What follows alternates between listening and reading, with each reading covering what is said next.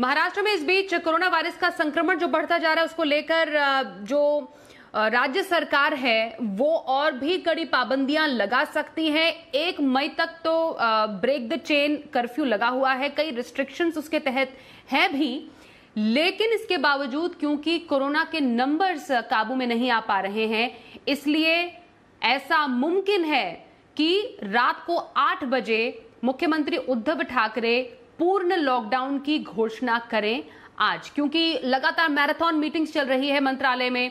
उद्धव ठाकरे अपने मंत्रियों से, तमाम विपक्षी नेताओं से भी बातचीत कर रहे हैं और पूरी स्थिति को देखते हुए ऐसा अंदेशा लगाया जा रहा है, पूरे जो सोर्सेज है वो कह रहे हैं कि रात को 8 बजे और कोई विकल्प शायद सरकार के पास न बचे कि पूर्ण लॉकडाउन उनको लगाना पड़े राज्य में। तो रात 8 बजे जो भी ऐलान होता है उस पर तमाम अपडेट, सबसे पहला अपडेट आप सीधे जी बिजनेस पर देख पाएंगे।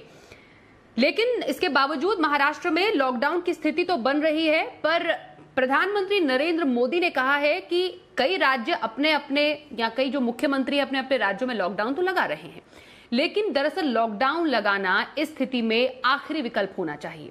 अब पहले विकल्पों में क्या हो सकता है कि आप माइक्रो कंटेनमेंट जोन्स बनाइए और उसके तहत कोरोना के केसेस को काबू में करने की कोशिश कीजिए, और जहां तक हो लॉकडाउन का सवाल है उसको आखिरी विकल्प के रूप में ही देखा जाना चाहिए। साथियों, आज की स्थिति में हमें देश को लॉकडाउन से बचाना है। मैं राज्यों से भी अनुरोध करूंगा कि वो लॉकडाउन को अंतिम विकल्प के रूप में ही इस्तेमाल करें। लॉकडाउन से बचने की भरपूर कोशिश करनी है और माइक्रो कंटेनमेंट जोन पर ही ध्यान केंद्रित करना है। हम अपनी अर्थव्यवस्था की सेहत भी सुधारेंगे और देशवासियों की सेहत का भी ध्यान रखेंगे। साथ ही प्रधानमंत्री नरेंद्र मोदी ने कहा है कि हम सभी का प्रयास लोगों का जीवन बचाना तो है ही, लेकिन प्रयास लोगों की आजीविका और आर्थिक गतिविधियों को भी कम से कम प्रभावित करना होना चाहिए। साथियों, हम सभी का प्रयास जीवन बचाने के लिए है और जीवन बचाने के लिए तो है ही, प्रयास से भी ये है कि आर्थिक गतिविधियां और आजीविका कम से कम प्रभावित हो। प्रयास का तरीका यही रखा जाए। वैक्सीनेशन को 18 वर्ष की आयु के ऊपर के लोगों के लिए ओपन करने से शहरों में जो हमारे वर्कफोर्स है उसे तेजी से वैक्सीन उपलब्ध होगी। राज्यों और केंद्र सरकार के प्रयासों से श्रमिकों को भी तेजी से वैक्सीन मिले लगेगी। मेरा राज्य प्रशासन से आग्रह है कि वो श्रमिकों का भरोसा जगाए रखे। उनसे आग्रह करें कि वो जहां है वहीं रहे।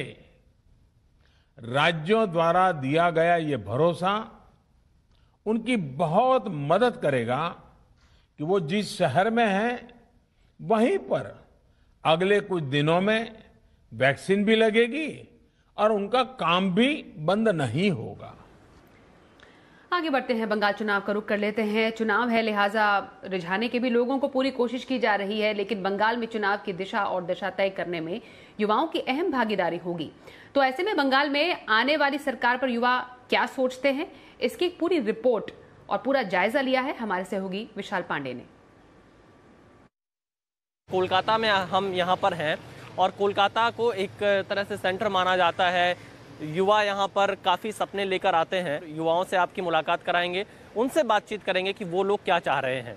क्या चल रहा है इधर बंगाल के चुनाव में? आप लोगों के लिए मुद्दा क्या है? युवा क्या चाहता है? मेरे लिए ज़्यादा से ज़्यादा मायने रखता है अपॉर्चुनिटीज़। जो लोग स्किलफुल है, जो लोगों को आता है, जो लोग बेसिकली जानता है क्या करते, क्या करना चाहिए तेरे उनके फ्यूचर के लिए, वो सही से आगे बढ़े। एजुकेशन लाइक एडुकेटेड लोग बहुत ज़्यादा हो जा रहे हैं और अपॉर्चुनिटी नौकरी बहुत कम होते जा रहा है, तो इसीलिए थोड़ा प्रॉब्लम हो जाता है नौकरी। वैसे बंगाल के युवा चाहते क्या हैं?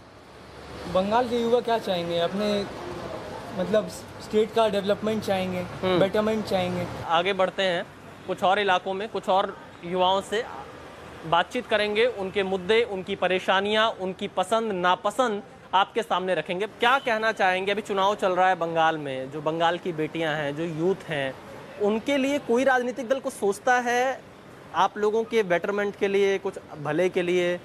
हम लोगों को तो अच्छा जॉब चाहिए और अभी फ़िलहाल जॉब का बहुत इशू चल रहा है वेस्ट बंगाल में, इसीलिए कोई भी सरकार हम लोगों को नहीं देख रही। जो सरकार हम लोगों को जॉब देगा वही अच्छा है, वरना कोई भी आए क्या भी करे हम लोगों को उससे कोई मतलब नहीं। बहुत सारे मुद्दों पे चर्चा हो रही है, जय श्री राम, अल्पसंख्यक वोट बैंक, तमाम चीज़ें चल रही हैं। इस बीच में युवा क्या चाहता है? पहला होगा हम लोगों का एजुकेशन सिस्टम, हाँ, उसका रिफॉर्मेशन। दूसरा होगा अनएम्प्लॉयमेंट। हम लोगों के यहाँ पे बहुत सारा अनएम्प्लॉयमेंट है। ये हो रहा है क्योंकि हम लोग एजुकेशन सेक्टर में बहुत सारा चीज़ है जो नहीं हो रहा है। तो मेरा यही 2 एरिया है जिसमें मैं चाहता हूँ कि कुछ हो। क्योंकि हम लोगों को अभी भी जॉब ढूंढने के लिए बाहर जाना पड़ता है, वेस्ट बंगाल से बाहर। कोई हायर स्टडीज़ है, हायर स्टडीज़ करना है तो उसके लिए भी बाहर जाओ, बाहर कॉलेज ढूंढो। यहाँ पे मुझे नहीं दिख रहा है उतना डेवलपमेंट। जब हमने उनसे बातचीत की तो उन युवाओं ने रोजगार और शिक्षा पर विशेष ध्यान देने की अपील की है।